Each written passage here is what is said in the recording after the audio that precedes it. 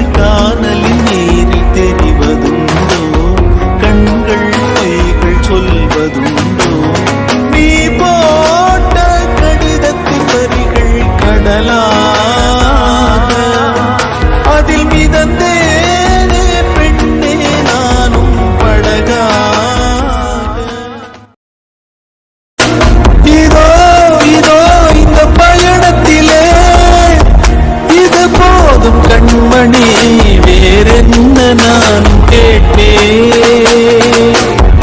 இருந்தாலும் மனதிலே இந்த நொடியில் என்றும் வாழ்வே.